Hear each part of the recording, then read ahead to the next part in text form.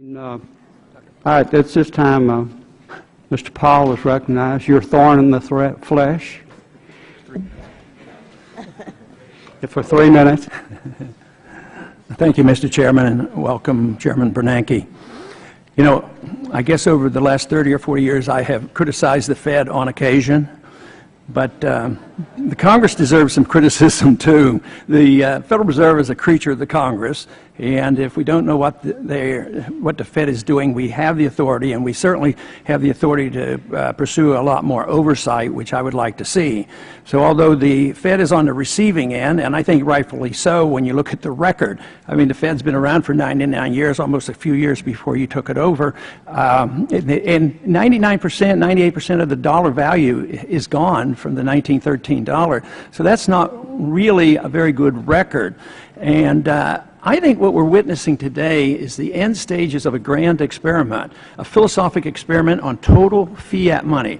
Yes, they've been debasing currencies for hundreds, if not thousands of years, and they always end badly. They always return to market-based money, which is commodity money, gold and silver.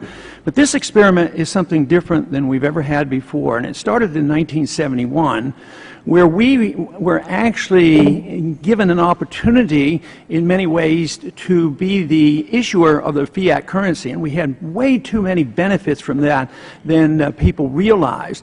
But it's gone on for 40 years, and people keep arguing from the other side of this argument that it's working, it's doing well, and yet from my viewpoint and the viewpoint of the free market economists, all it's doing is building a bigger and bigger bubble. And the free market economists were the ones who predicted the NASDAQ bubble, the housing bubbles, but we never hear from the Keynesian liberal economists and the central bankers and saying, watch out, there's a bubble out there, there's too much credit, too many problems there, there's a housing bubble, we have to deal with it. Usually we get reassurance from the Fed on that. But I believe there's a logical reason for this, because the Federal Reserve is given a responsibility to protect the value of the dollar. That's what stable prices are all about.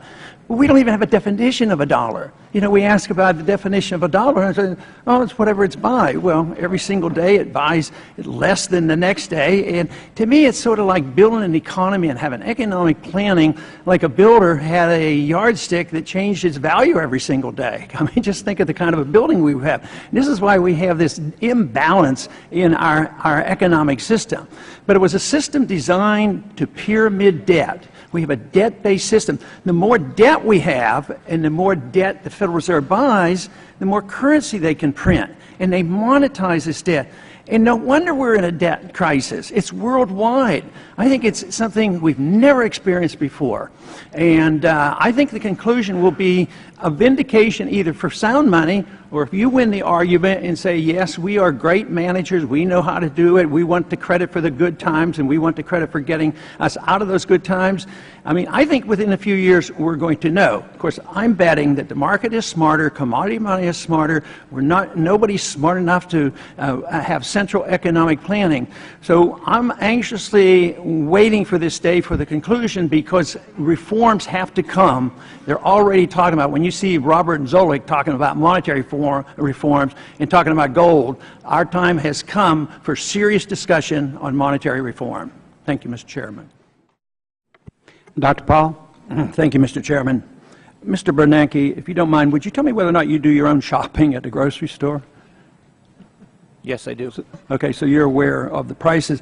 But, you know, this argument that the prices are going up about 2%, nobody believes it.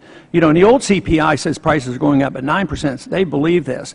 If people on fixed incomes, they're really hurting. The middle class is really hurting because their inflation rate is very much higher than the government tries to tell them, and that's why they lose trust in government. But you know, this whole idea about prices and debasement of currency, if you loan me $100 and in 2 years from now I gave you 90 back, you'd be pretty upset. But we hand back money back that's worth 10 or 15 or 20% less, and nobody seems to be able to do anything about it. It's very upsetting. But it's theft. If I don't give you your full $100 back, if you loan me $100, I'm stealing $10 from you. So somebody's stealing wealth, and this is very upsetting. But you know, in January at one of your press conferences, you said that you sort of poked a little bit of fun at people to downplay the 2% inflation rate. But if you say it's 2 and I say it's 9, it's compromised for the sake of argument that it's 5%. That you said that if it doesn't hurt you unless you're one of those people who stick the money in the mattress. But where are you going to put it? Are you going to put it in a CD and not make any money at all? So this doesn't make any sense. It doesn't encourage the savings, and it just discourages people. But I do want to make a point about prices, because prices go up. That, to me, is not the inflation. It is one of the bad consequences of the inflation, which comes from the increase in the money supply, and that's one of the bad effects. But, you know, you took over the Fed in 2006. I have a silver ounce here, and this ounce of silver back in 2006 would buy over 4 gallons of gasoline. Today it'll buy almost 11 gallons of gasoline. That's preservation of value, and that's what the market has always said should be money. Money comes into effect in a natural way, not in an edict, not by fiat, by governments declaring it is money. But why is it that we can't consider, you know, the two of us, an option? You love paper money. I think money should be honest, constitutional, still on the books, gold and silver, legal tender. Why don't we use it? But why don't we allow currencies to run parallel? They do around the world. One of my options, you know, as much as I would like to do something with the Fed, I say the Fed's going to self-destruct eventually anyway when the money's gone. But why wouldn't we legalize competing currencies? Why couldn't people put this in a mattress and get 4 or 5 times much of the value in a few years? So the record of what you've done in the last 6 years is destroy the value of real money, of paper money. At the same time, real money is preserved. But a competing currency, we already have a silver eagle. It's legal tender for $1. And some people say, well, it's legal tender, it's $1, it's on the books, and they use it, and they get into big trouble. The government comes and closes them down, and you can get arrested for that. But what would be wrong with talking about parallel currency and competing currencies? This is something that Hayek talked about, something that I think would be a compromise, and that we could work along those views.